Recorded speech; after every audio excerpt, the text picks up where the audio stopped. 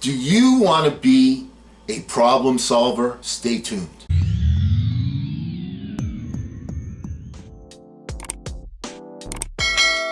Hello again, everyone. I'm Eli's dad with Project Eli, where we educate, we lead, and we inspire. And I've been thinking a lot about, is there a basic formula for problem solving? And I came up with, yeah, there kind of is. You have to make 4 critical connections in order to be a problem solver. And why don't we take on one of the problems that we're facing today as an example, and then we can use that to kind of solve other problems as well. Let's look at the formula first, okay?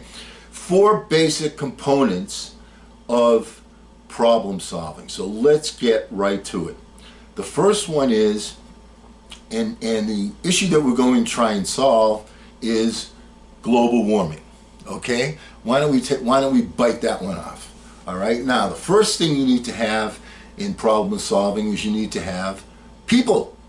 You need to have people on your side. You need to have people that are working with you. You need to have people that support you, that see things the way that you see things. Does that make sense? Because if you don't have people that are cooperating with you, it becomes very difficult to solve any kind of a problem that has any size to it. I mean, I'm not talking about going on, you're overweight, you need to lose weight. Okay, well, you need yourself. But we're talking about a problem that has some size to it. We're talking about global warming. So one of the first things that we need is we need to have a unity of people. People have to agree on the concept. That's number one. And you don't have to have everybody agreeing with it, but you have to have a certain number of people that are going to support and advance the cause that you're trying to overcome or trying to achieve. Fair enough? Next thing you need is purpose. If you don't have a why and because that you want to get something done, it makes it very difficult to achieve that goal. Now, what would the purpose be with global, solving global warming? Well, we want to survive on this planet, don't we? That's a significant purpose, I would say. And what we need to do is we need to be singing that from every rooftop and mountaintop so that people will realize it. Because if you're not touched by something immediately, what tends to happen? Well, it's not bothering me. But once you get that out there, once you get that purpose out there and you get other people to agree that, hey, that's something that we need to get done, then you're in a position where you can start moving forward. So you've got to have a purpose that other people are willing to embrace and take as their own.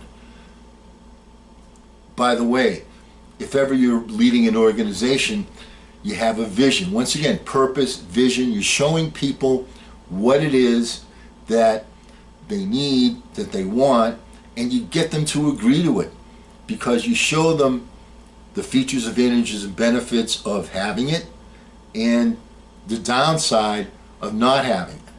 So you need people, you need purpose. The next thing you need is passion. Passion is something that if you want people to go above and beyond the call, they have to have passion.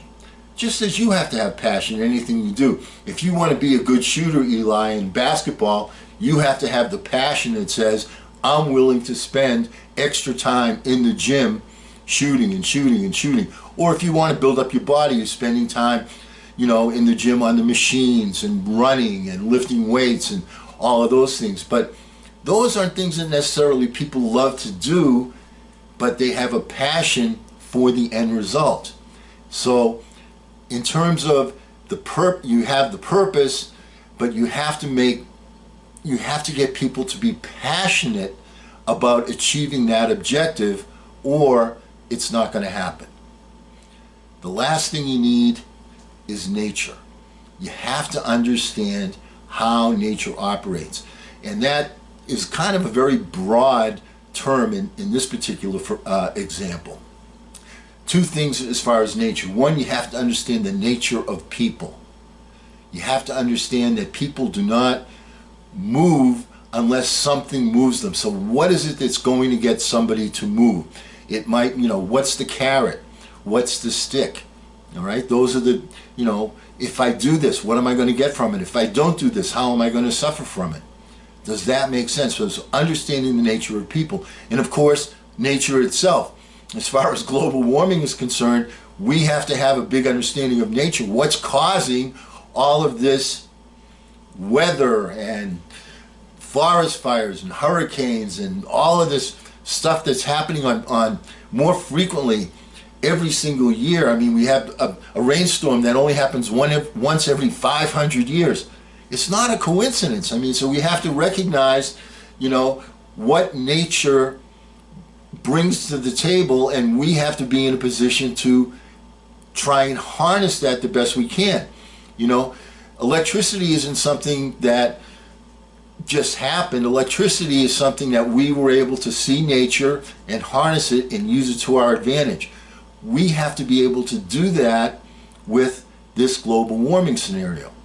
Now, the point I'm making with you here is we're talking about global warming, but don't these four connections, aren't they all essential in any problem that you want to solve?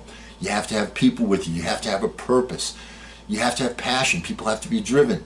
And you have to understand nature. What's going to happen if I do this? How am I going to get people to respond? What is it that gets people going? These are the things that problem solvers understand. And they look at each one and say, all right, this is what I have to do. I have to get people.